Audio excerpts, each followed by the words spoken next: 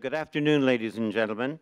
I am Larry Lederman, the MC for this event, the sixth session sponsored by the Center for International Governance Innovation, CIGI, located in Waterloo, Ontario. First, I would like to recognize some of our guests. The recently arrived, just a month ago, Ambassador of Afghanistan, His Excellency Sham Bathija, the High Commissioner of Malaysia, Her Excellency Dato, she's at the back, she's shy, Hayat Ismail, thank you. The Ambassador of the Netherlands, Kees Kolle. The Ambassador of Switzerland, His Excellency Ulrich Lehner. And members of several embassies, Japan, Germany, France, the United States, the UAE, Chile, Israel, and if I've left anyone out, please let me know and I'll identify you. We also welcome members of Parliament and departments and agencies of the Canadian government and members of Carleton University and Ottawa University, and also former Canadian ambassadors who are arriving late, but that's all right. And so now it is my pleasure to ask Aaron Scholl to please come to introduce our guest speaker. Thank you very much, Larry, and it's an absolute pleasure for me to be here to welcome Melissa Hathaway to the podium. My name is Aaron Scholl. I'm legal counsel to the Center for International Governance Innovation in Waterloo. I'm delighted to welcome Melissa for two reasons. The first is that she's recently joined CIGI as a distinguished fellow, and I've had the opportunity to work with her on various matters, and I can indicate without reservation that she's deeply impressive, both in terms of her substance and her ability to convey complex material succinctly. It's truly an honor to be able to welcome her for that reason. The second reason is the breadth of experience that Melissa brings. She was a senior advisor to two presidents. She runs her own consulting firm. She ran the cyberspace policy review for the United States government. I mean, her background is absolutely exceptional in this ongoing and riveting area of policy making and policy concern. So without further ado, please help me in welcoming Melissa Hathaway.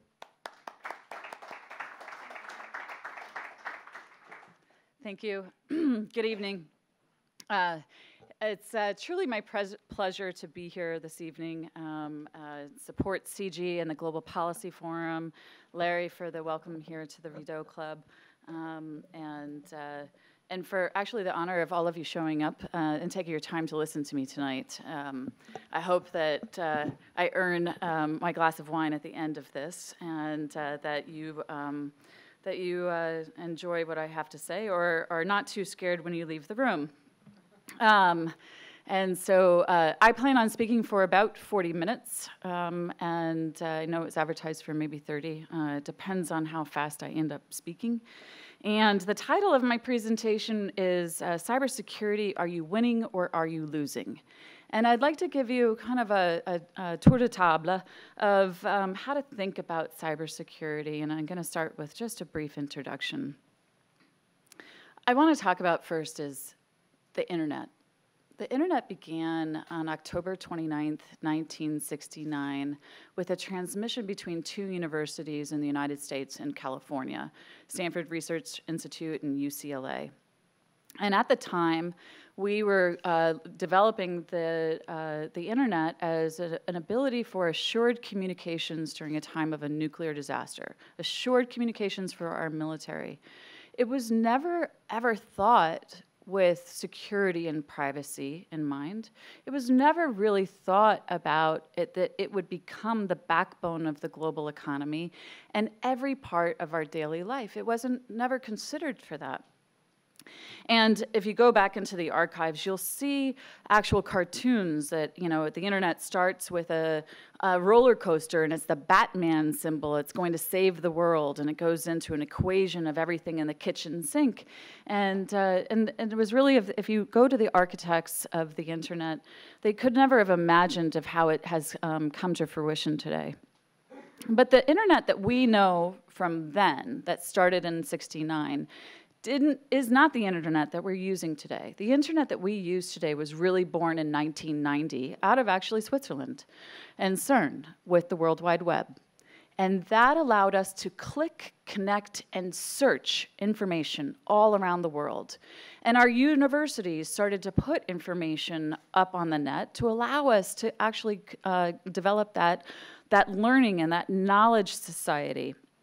And so then, at the same time, we were seeing an explosion of technology that would allow it to go from this big old clunky desktop computer to a mobile computer to then a very mobile computer like this, right? A smartphone. How many people have a smartphone at least on them? How many have more than one smartphone with them? I'm sure some of the members of parliament do today. I have 3 with me today and have IP-connected devices. And as we had this explosion from 1990 to 2000, there was this demand for high-speed internet access, right? We have all these people who want to click, connect, and search information from now the palm of their hands, 24 hours a day, 7 days a week. And that put a burden on our countries to create high-speed internet bandwidth to every last mile, right? Who wants to have a delay for the click, connect, and search information? Who wants to have a delay to get into their bank account? Who wants to have a delay and all of those things? And so, and then if you were to, so that's in the 2000 to 2005 timeframe, and that gave birth to the true digital economy, right? We're starting to connect more and more things. Everybody in Europe does e-banking. Not everybody in the United States does e-banking yet. And we're doing all of these transactions on the internet, from whether it's looking at your health record, to looking at your bank account, to shopping online. And the internet has facilitated this backbone. Now if you start to fast forward, in the next 5 years, we're going to all move from having 3 to 5 of these internet-enabled devices associated with us to probably closer to 15 to 20. And that's what's called the Internet of Everything. In fact, you can't buy a product, an electronics product, out of, pick your venue, without it having an internet-enabled technology. Your refrigerator will have an IP device. Your car will be an IP device, and any other real technology that you buy. And as you start to think about it, does my refrigerator really need to talk to the internet? Does my house, for its electricity, really need to talk to the internet?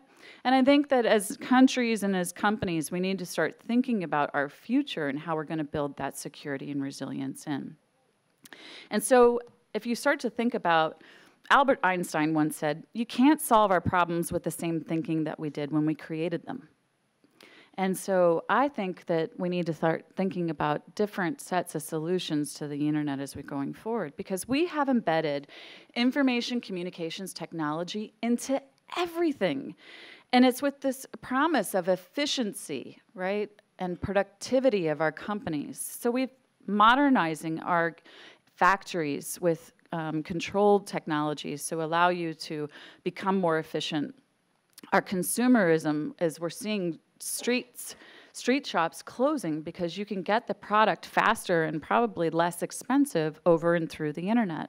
Our buildings are becoming smart buildings that they control their energy and use different forms of energy. And everything from our financial systems to our transportation systems and our health systems. In fact, we're betting on this efficiency and productivity so much that the G20 countries are expecting this to lead to a minimum of 4% GDP growth. For every 10% or at 10% of our population that gets more connected to the internet, and a percentage of our companies that are using more and more internet-based technologies to increase that efficiency, it's going to lead to at least a percentage per each one of those of GDP growth. And for countries like China and Brazil and South Africa and India, who have an emerging internet population, they could see, and they're betting on the internet to have as much as a 10% GDP growth equation associated with it. So protecting this potential growth opportunity is becoming top of mind of global leaders, both political leaders and corporate leaders. The World Economic Forum, Davos, has listed both cybercrime as a key thing that they're worried about from intellectual property theft, but also cyber attack and the actual devastation or destruction of their core corporate assets. Country leaders like President Obama has talked about it as one of the greatest concerns for our economic and national security. Chancellor Merkel has talked about it as also a national security issue, but also with the overlay of privacy, and how we have to start to have a much better and stronger balance between security and privacy. And then President Putin has also talked about this, that this isn't necessarily for a multi-stakeholder or corporate decision, that this really has multilateral implications, and it should be countries deciding the future of the internet because of the economic and national security implications. And the problem here is that the infrastructure and internet entanglement has become a strategic vulnerability for all countries. Not just some countries, all countries. And in fact, the more internet-enabled you are, and the more embedded that you've made it into your e-government and your e-banking and your e-health and your e-learning and the next generation power grids and the next generation air traffic control and every other critical service, citizen-facing services that our nations are responsible for providing are now vulnerable. And it's partly because we have produced and deployed and continue to use flawed systems, poorly engineered commercial systems that are the backbone that are operating the things that we care the most about and the most vital national systems. And nations can't afford to have that strategic vulnerability, which is why cybersecurity is becoming top of mind of all of the government leaders. It's why it's becoming part of all international negotiations. Because people are like, wow, I can't afford to lose that intellectual property. I can't afford to have the degradation of service. I can't afford for my corporate assets to be destroyed. And so I would say that we're running out of time. Me personally, were we winning or we losing? It's the balance in the trade spaces is we are winning because we have adopted all of these information communications technologies and we're modernizing our infrastructure, but oh my gosh, are we losing because we have this strategic vulnerability. And I'm going to talk to you about, I'm going to use a construct and it's going to go 6, 5, 4, 3, 2, 1. And I want to talk about what I see happening around the world. So first, number 6, there's an elephant in the room. There's an elephant in the room, and what does that mean? Well, somebody sees the tail, and they might call it cybercrime. Somebody else sees the trunk, and they said, nope, that's intellectual property theft. And another might say, wow, that's disruption of service, because they're seeing some part of the body. And the elephant in the room is nobody's seeing the whole elephant, and everybody's calling it cybersecurity. And so we're talking past each other. There's more than 100 countries that are cyber capable, whether that's offense, defense, exploitation, however you would like to define it. There's 100 countries. That's not a small handful. It's not the traditional World War II powers. It's not the traditional West. It's many countries. And there are non-state actors who are wielding state-like power that are influencing domestic and international politics, whether that's a group like a Hezbollah or Hamas, or that's a group like an anonymous, who's actually now conducting lots of activity for the World Cup down in Brazil, or other non-state actors that are, causing us domestic and international challenges. The objectives vary, though, and I want to talk about 6 activities where I think that we're talking past each other. And the first is that some of our countries are talking about political activism. We, in the United States, have a very famous political activist. We have other names for him too, but I'm going to stick with political activist for now. And his name is Edward Snowden.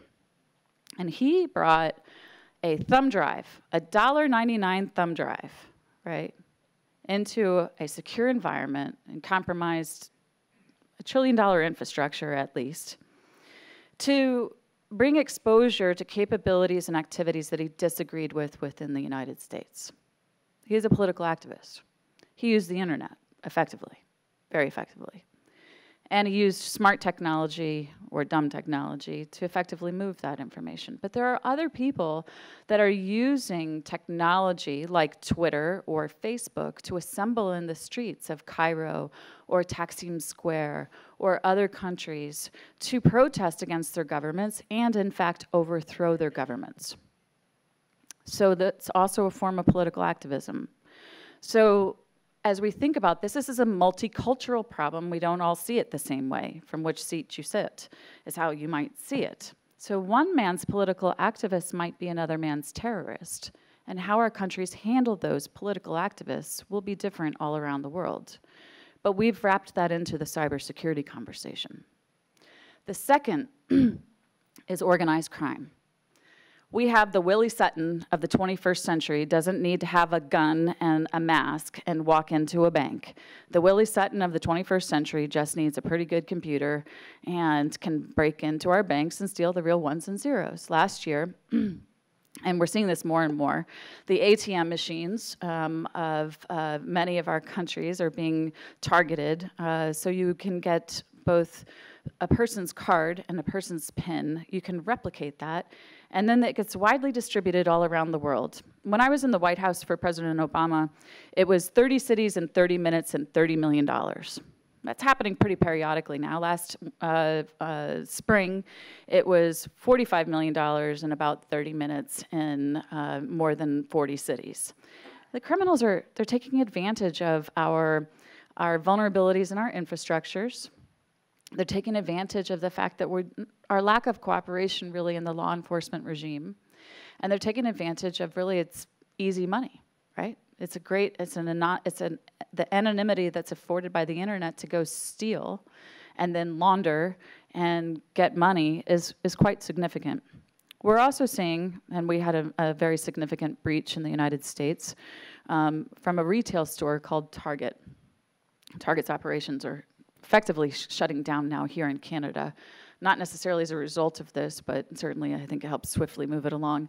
But we have 300 million citizens in the United States, and 100 million of them lost their credit cards just a few months ago. And the credit cards, they were stolen quite easily, again, from organized crime. You swipe your card in the point-of-sale terminal. Everybody does that every day, I think, right? You can do that downstairs at the Starbucks. You do it across the street.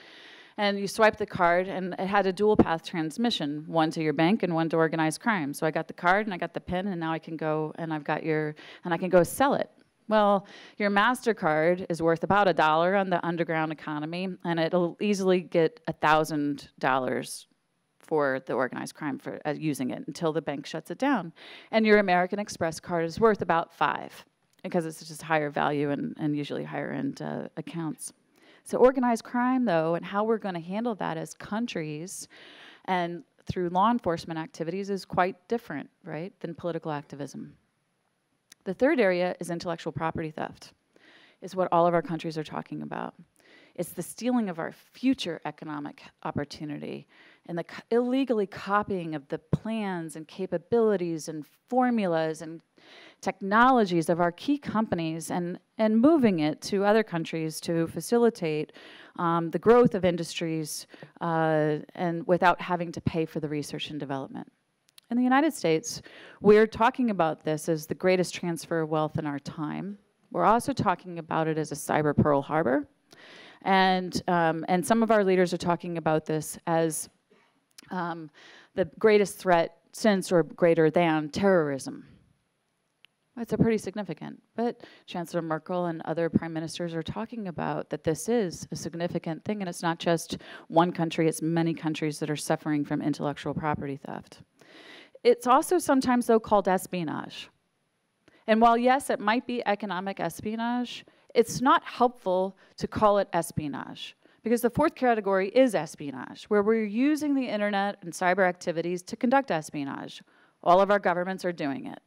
To claim that any of our governments is not doing it, I think, is unjust, because it's the responsibility of our ministries of defense and of our intelligence services and whatever you name it to inform your leaders of the intentions and capabilities of others, mostly your adversaries. And no country is going to give that up. So to call intellectual property theft and bundle it with espionage and say, you can't do that while we're going to continue to do that is not responsible. And intellectual property theft, after all, could be handled in trade policy and through other things of countries that have signed up to the market system that we're all actually participating in. The fifth area is an area that we're not talking enough about, and it's the disruption of service. So as we have more and more of these capabilities, these smart but really dumb devices that are highly infected or infectable quickly, reach the internet, we're going to start to see more and more degradation of service. In the United States, we're having a periodic disruption of our banks, where they're suffering from a distributed denial of service that is degrading our ability to conduct e-banking and other financial transactions. In other countries, we're seeing degradation of service also of their financial systems, but other critical services, for example, electricity and or delivery of energy. In the future, as we move to the internet of everything, and we have some exponential number of these infected dumb devices, we're going to see a lot more degradation of service. And our citizens are going to expect to have that service. The water flow in the morning to brush your teeth. The lights turn on and or turn off.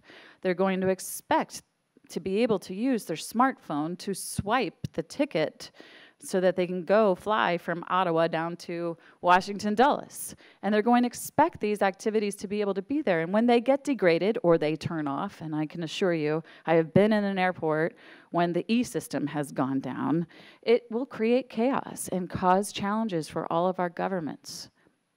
The last area that I'm actually personally also worried about, because our countries aren't talking enough about it, is the destruction of property. The first use of a internet military-grade weapon that people have talked about is the use of Stuxnet against Iran's ability to create a nuclear weapon, to degrade their ability to make a nuclear weapon and slow that activity down. But the beauty of the click, connect, and search society is that everybody studied it and everybody published how and that weapon was used, what the vulnerabilities were that were used to exploit, and now we've seen multiple variants of that technology proliferate, a weapon that's proliferated.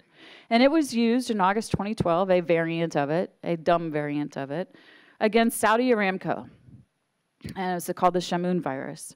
And Saudi Aramco, as you know, represents production of more than 10% of the world's oil, and some larger percentage of that of liquid natural gas. It was designed to hit their production system. It destroyed 70% of their IT assets. Think about that. For those of you, and if your government activity, if you lost 70% destroyed of all your computers, how effective are your operations going to be? And then for those of you who are corporate, it's a material risk. It's a real event. It was a life event. And it was the wake-up call for all of the boardrooms all around the world of how are we going to protect ourselves? How are we going to handle the cybersecurity of our corporate assets and our infrastructures? And current trends indicate that this is just going to get worse. The next 3 years are going to increase in the frequency and the gravity of all of these things because we're all going to continue to adopt this technology and embed it into our core infrastructures. So that was 6. 5. So we need to think about this as this is not just a United States or Canada or a single country or a regional problem. This is all of our problems. And we're talking about this in different ways. So we have 5 tensions in the system. So first, all of our countries have a digital agenda, a broadband initiative where we're all trying to get that connectivity to the very last mile for the hope of the GDP growth, for the hope of the efficiency and productivity. And in the same breath, we're saying we have a national security problem. And then all things flow down from there, right? We have this core vulnerability, a strategic vulnerability, and the backbone of all critical services that are delivering to our citizens. So the same tension then flows down. I have an infrastructure modernization agenda, right? I need these companies to come from the 20th century industrial side to the 21st century digital side. I need them to become more modern. I need them to become information users and such. And in the same breath, we're talking about, but we have to have critical infrastructure protection.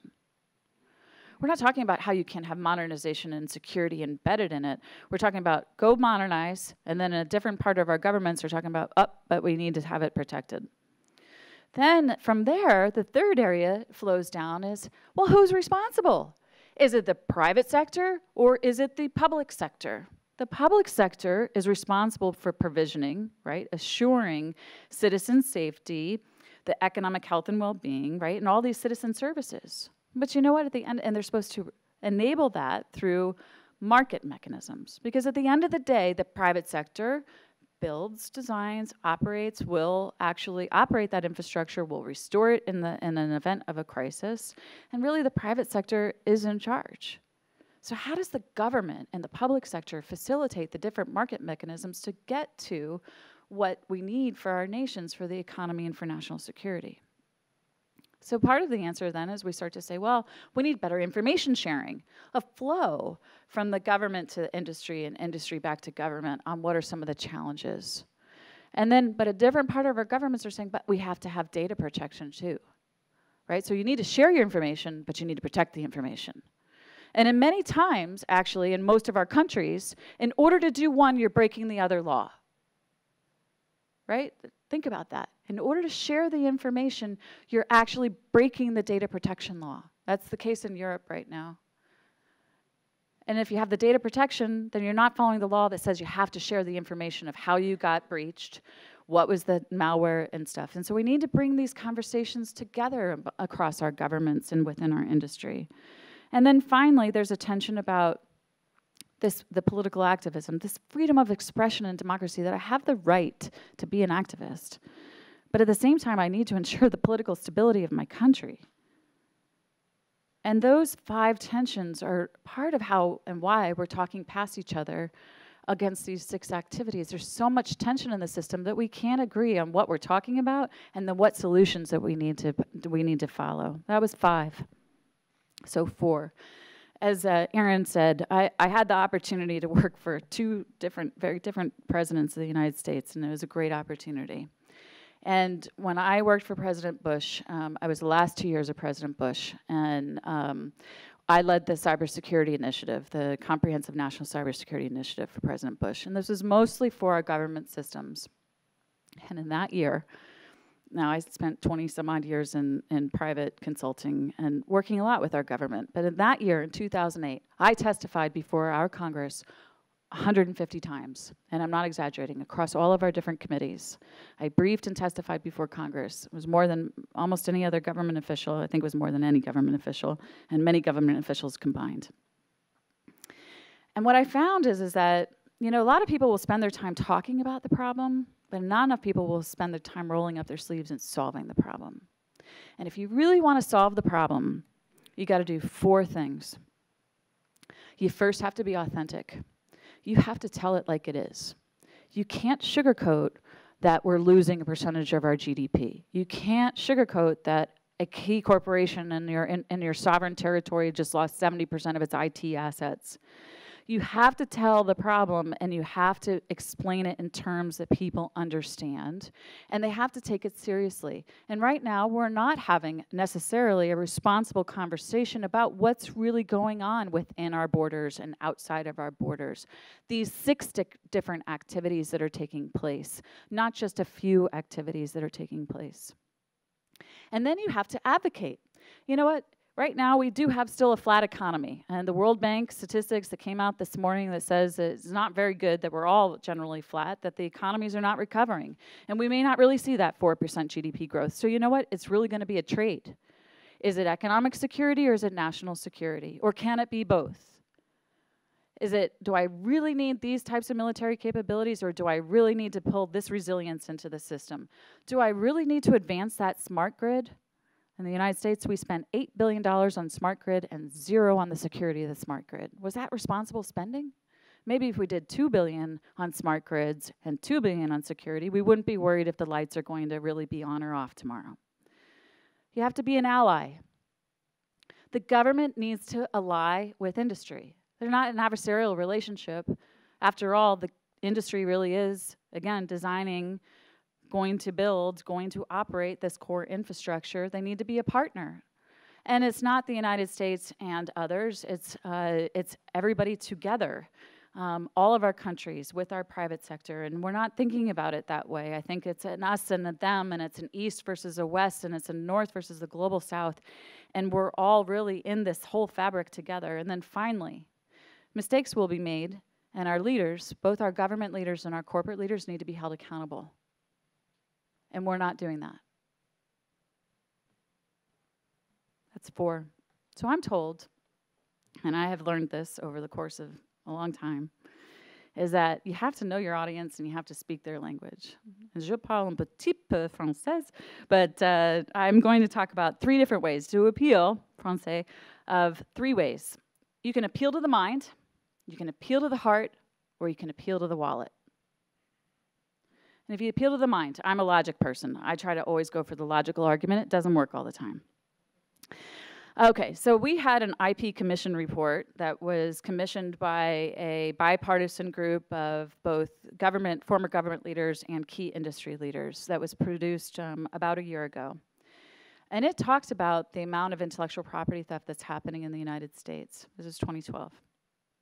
And they assessed that in real dollars lost and future dollars that they're worried about, as far as market share and other things, that they've lost in just 2012 alone, $300 billion. Just the United States, just intellectual property theft. That's greater than 1% of our GDP. That's comparable to all of our exports to Asia. Think about that. That's an enormous amount of money. We only have 300 million people, $300 billion. If you take 10% of that money and you were to reinvest that into a resilience campaign and a security campaign, you might be talking something. It's millions of jobs, and it's a significant GDP degradation. But that doesn't always translate to people. That's the logic argument. Now you got the heart argument. I'm a mom. I have a 13 and 14-year-old, and they challenge me every day on the internet, and they really do. But child identity theft and the collection that's happening against our children is significant. And in the United States, that there is a 100% increase year over year of the Social Security numbers, the national ID numbers for our children are being stolen. And why do people go after the kids? Well, because there's no background or credit check on children until they're applying for their first phone, or they're applying for university or college, or they're applying for their first job, or their house or something, right? Think about the different things. And so you can have, my kids got an identity card the day they were born. And so you can have 17, 16, 18 years of unfettered access to an identity that you can open up lines of credit, that you can buy houses and cars with. And the average 16-year-old that this has happened to, and there's many of them in the United States, are average $750,000 in debt by the time the parents discover it. That's significant. And so you're affecting their ability to win those student loans, to get that cell phone so they can talk to you, to secure a job in the workplace. We have actually had their futures stolen from them by criminals. Do we find that acceptable? And what are we doing to protect the children? And if that doesn't tug at you, you got to appeal to the wallet, right? So Saudi Aramco, I talked about that. The initial infection started with a $1.99 thumb drive, and it came in through the back office, and it swept through the whole infrastructure. And as I said, it was meant to hit the oil production. So could you imagine if you brought 10% of the world's oil supply offline for a week, a month? What would happen? What would be the price of petrol or liquid natural gas? Could we afford to actually go to work and drive our cars? Right? I remember the gas crisis in the early 1970s and the long lines and the unaffordable gasoline. I can imagine that it would be something more extreme than that in all of our countries. The average company is breached, and I would say every company has been breached. And the average company, it takes them more than 170 days to find the breach, to find that there's an infection on their system, that somebody's been stealing and illegally copying their intellectual property. When you have a breach like a Target did of losing all of our credit cards, it costs them $275 per card, right? 100 million people, that's a lot of money. That's not even talking about the capital costs that they have to replace part of that point of sale terminal swipe, or the lawsuits that they're having, or the market share of where people walked out of Target and are now at Walmart or some other store. The cost of an incident of an infection of poor employee clicked the wrong link, right? Clicked it and you get an infection. Costs a company $250,000 to clean that up. And if it's a more widespread infection, it could cost on average $1 million. An average company is hit, a big company or an average company, 3 times a week. So start to think about how that starts to add up in the bottom line of the balance sheet. That's significant. And if that doesn't grab your attention, if you're not a corporate leader, I'm going to use just a couple more statistics. I talked about the United States and the 1% of our GDP. I told the ambassador from the Netherlands, I always lead with the Dutch study. It was led by their TNO, which is a research arm and works quite closely with their industry. And they did an operations research study because they wanted to know how much of their economy was being hit by illicit and illegal activities like e-crime and intellectual property theft and identity theft and disruption of service. And what they found in 2010, the Holland grew by 1.6% GDP. All of those ICT, the digital agenda, paying off and creating that job opportunity and growth. In that same year, though, Holland lost 10 billion euro to e-crime, intellectual property theft, and identity theft. That was 2% of their GDP. So they could have grown by 3.6, or if you want to look at it the other way, they actually didn't have net growth at all because they had 1.6% growth and 2% loss. And that's a problem. We're promising our citizens that we're going to make it through these economic austere times by adopting and embedding this ICT into our core infrastructure. And Germany did a similar study, and it was led through the Industry Association of Germany. And in 2010, Germany had a really good year. She grew by 4.2% GDP. And in that same year, just to intellectual property theft, she lost 1.5% of her GDP. That's a lot. So if you could imagine that 4 of the G20 countries have all reported that they're losing a minimum of 1% of their GDP, can you imagine if all the G20 countries are losing at least 1% of their GDP? And what does that mean for the global economy? And embedding that information communication technology for the promise of productivity, efficiency, and the digital agenda. So leaders need to talk about what's at stake. For companies, it's about reputation and brand, price point, customer confidence, time to market, competitiveness. And for countries, it's about the quality of service that we've promised our citizens, the quality of protection that our citizens should demand. It's about lives and morale and battlefield communications, and there's stuff that we need to really do. I'm now down to 2. 2. We can choose to be a master or a victim of our history, and we need to control our destiny. So who's going to lead us through these conversations and have the tough conversations, the authentic conversations, be the advocate for what is needed for all of our countries and our businesses? Or are we going to continue to be victims and just complain about the problem and talk about the problem and allow our companies to be victims and our citizens to be victims? So that brings me down to 1. In 1 year, or 5 years, or 10 years, are we going to look back at this time as a time when normal market behavior and normal government actions failed to achieve our common goals? It doesn't have to be that way. Every one of us in this room can do something about it, and it has to start with each and every one of us in this room and us having a conversation with the next person and the next person to get a catalyst for action. And if it takes 150 times before your parliament or your Congress, so be it. Because there's only a few mechanisms for change, and I'm now in the conclusion, and the bar will be open in just a minute. It's been my experience, and there might be more, and this would be if I were in charge for a day. There's 5 mechanisms. You have policy, you have law, you can change the course and path of the technology, you can throw money at it, or you can also accept that there's external factors of influence that are shaping your actions that you need to, again, have a countervailing move to.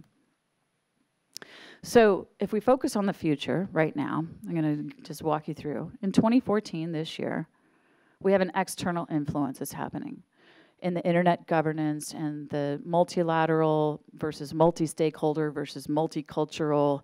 What's the future of the internet? And there's a series of negotiations that are happening, and one important negotiation is going to happen in South Korea in the fall in 2014. And it's going to be all these countries posturing for who's in charge and who's in control and how do we balance the power and monetization of the internet. Next year, we're going to enter into the Internet of Things, where each of us is going to have 5, maybe 8 of these devices associated with us. And so our vulnerability is going to go up at an exponential level. And I'm going to be selfish. In 2016, we have a US presidential election. And so things in the United States will be paralyzed because everything will be focused on who's the next president. You won't have action being taken because it'll all be running for who's going to win the White House. It doesn't matter if it's the Democrats or the Republicans. We're going to have a new president in 2016, starting on January 2017. And that president is going to inherit a lot of challenges because when that president takes office, they're going to be there for the Internet of Everything and this exponential vulnerability, strategic vulnerability to the core infrastructure. And so will all of your leaders as they take office and through your respective elections. So if I had the opportunity to change the conversation and use each of those 5 areas of what would I do, because I don't want to just talk about the problem. This is what I would do to solve the problem. And I've published on each one of these things, and they're available at Harvard. All you have to do is Google Harvard, Hathaway, and cyber, and you'll get to my webpage. The first is policy. I don't believe that our governments are necessarily serious about the cyber policies yet because we have not looked at the full gambit of market levers of both regulation and opt-in or market incentives to encourage adoption. And I can say that from an authoritative source from the United States. And what I would see is that in the United States, I think that the cyber policy needs to model the energy policy. We have and want to diversify our oil consumption and diversify our energy capabilities.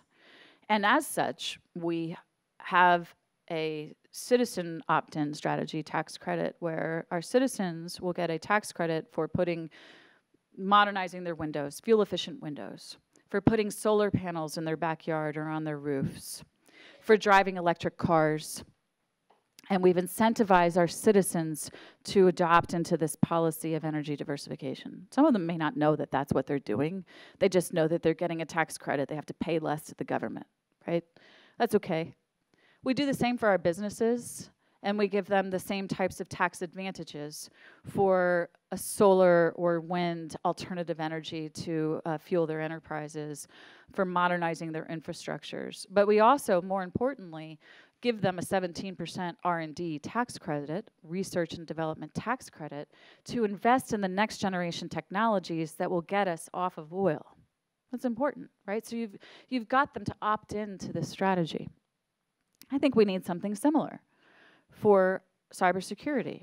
I think that we need to create the market environment so that citizens will adopt in or opt in to having better security for their homes and infrastructures, for the businesses, a 17% R&D tax credit. So I think that we need to model that policy in the United States, and there may be other examples. The second, we need to update the law. And in the United States, we have a very old, arcane way of looking at telecommunications. And the internet somehow doesn't fall as a telecommunications device. I don't know about you, but when you use Skype or you use FaceTime, I'm pretty sure that that's like a phone call.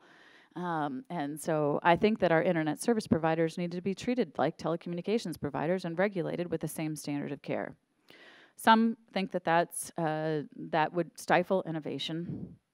But I think it's becoming a necessary thing because as proven here in Canada by Bell Canada, you can actually prevent some of these infections from reaching their target and alert customers when they're infected so that they're not getting reduced quality of bandwidth. And that we can ask much more of our internet service providers. Alert us when there's a botnet on our infrastructure. right? And many countries in Europe and Australia and Japan and other places are in fact doing this.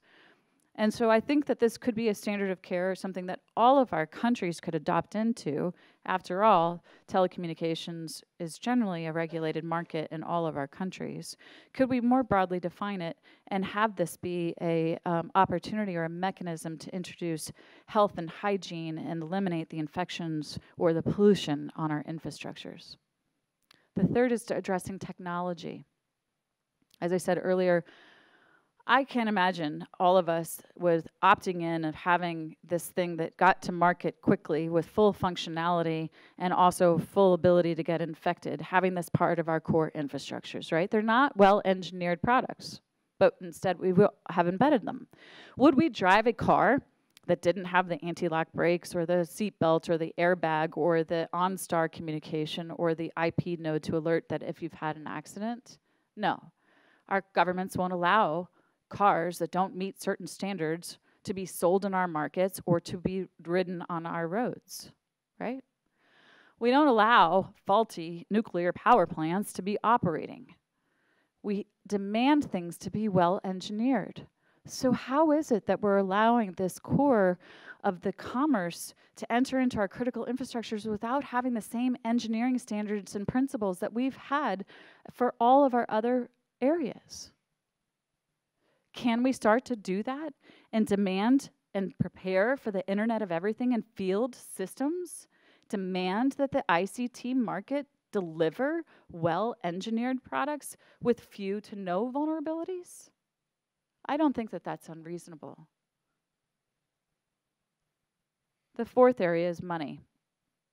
So in many of our countries, there's only a finite window of when you can advocate for money, and also in our companies, to advocate for the investments. And they go on these cycles. And so right now, the United States is preparing the FY17 budget. So we're in the process of preparing the budget that the next president is going to inherit. Think about that, 2 years from now. So it's incumbent upon the people who are currently serving that they need to prepare and ensure that there's capabilities for the next person who's serving. And it's kind of hard to get your head wrapped around that you're doing that planning for 2 years from now, and that's the budget that they're going to inherit. You can think about the same way for our corporations, for other governments. Is this cycle it's usually every other year, and how are you going to ensure that you have things in place? And then finally, the international debate on whether this is a multilateral conversation, a multi-stakeholder conversation, or a multicultural conversation. And talking past each other in those 6 different activities is becoming a problem. Because we're talking about things of data localization, we're talking about things that really will affect our overall economic interoperability and the marketplace, and the overall provisioning of 24/7 services.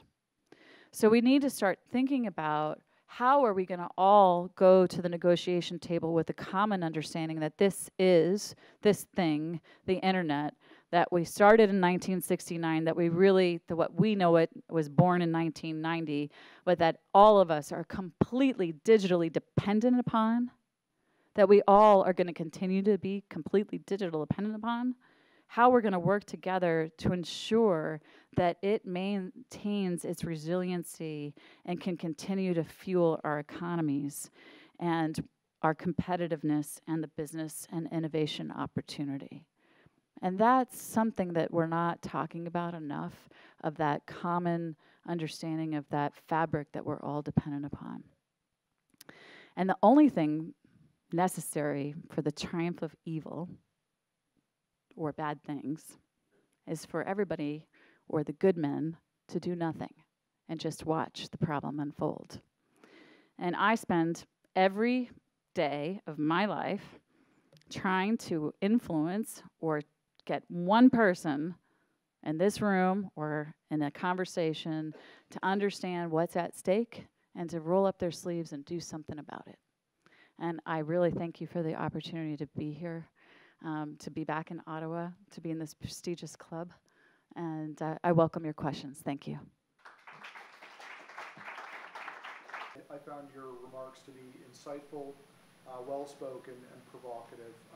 This has been a tremendous experience to hear you speak again, and it was just, it was eye-opening. So thank you very much. Please join me in thanking Melissa Hathaway.